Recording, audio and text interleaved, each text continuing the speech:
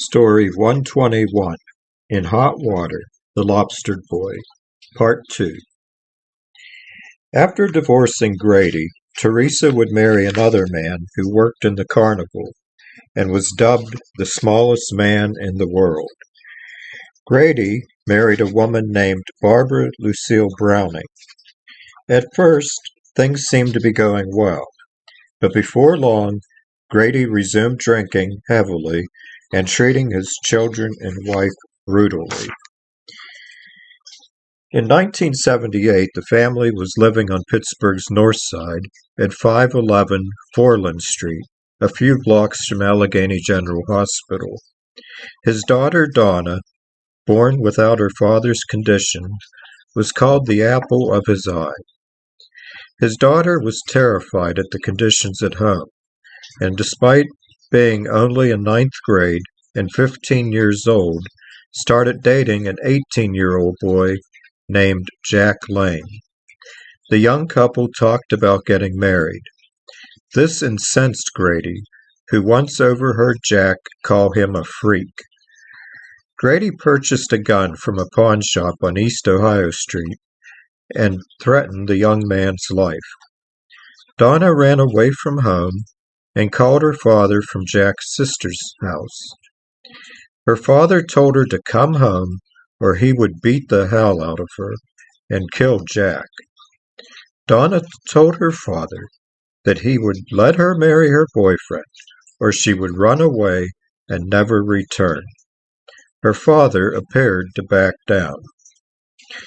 On Wednesday, September 27, 1978, the day before the wedding, Donna, her stepmother Barbara, and Jack Lane went to nearby Allegheny Center Mall to buy a wedding gown.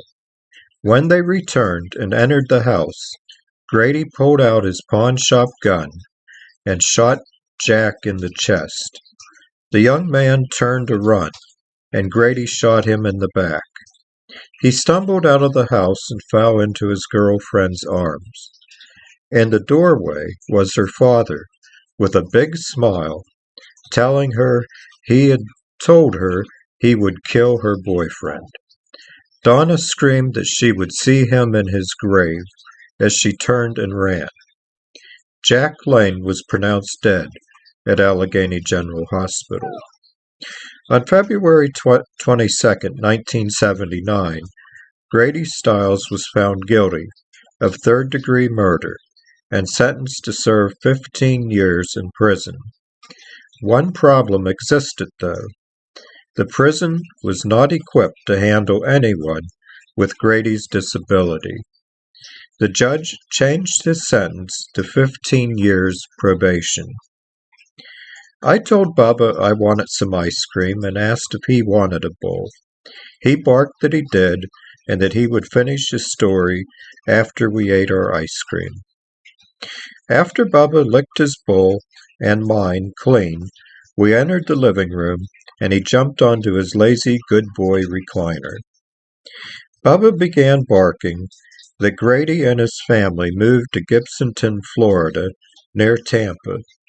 The town was a haven for the carnival sideshow performers.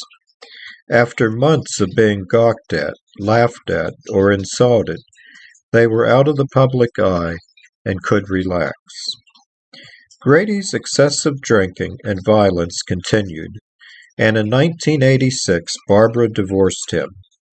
In the meantime, Teresa and her husband divorced, and in 1989 Grady and Teresa remarried.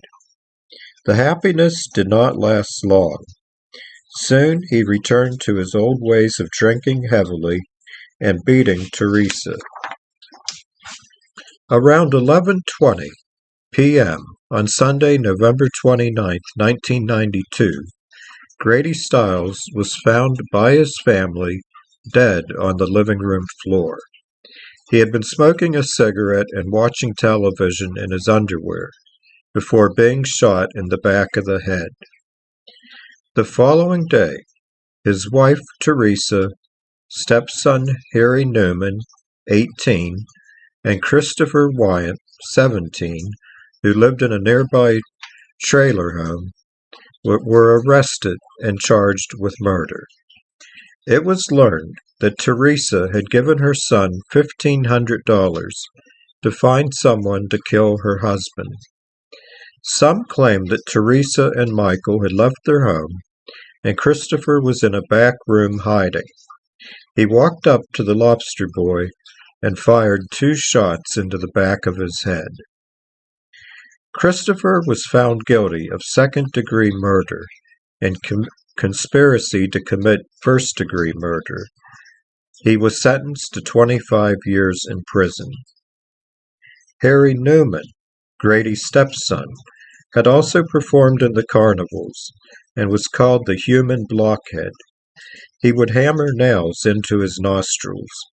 It was reported that he had an IQ of 79. He was sentenced to 25 years in prison.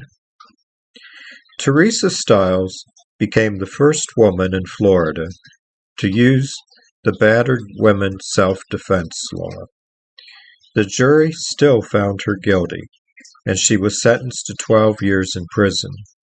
While she appealed the decision, the judge released her on $20,000 bail.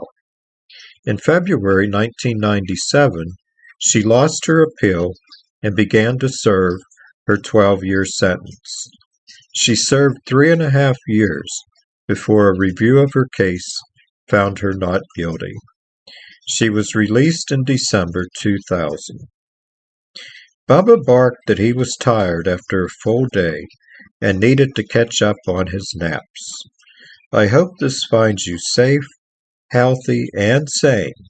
And please beware of wiener dogs asking for a quarter and barking to step right up and see the most fearless wiener dog in the world. From the doghouse. Christopher Wyatt, who murdered the Lobster Boy, was released from prison in 2009. Harry Newman, stepson of Grady Stiles, died in prison in 2014. A tattoo on his arm read, "Forgive me, Mother."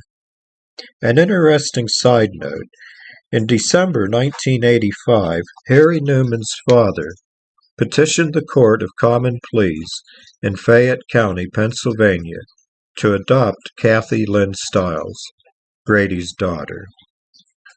Grady Stiles Jr., the Lobster Boy, was buried in Sunset Memory Gardens near Tampa. On his coffin, was a bouquet with a ribbon stating, "From your loving wife."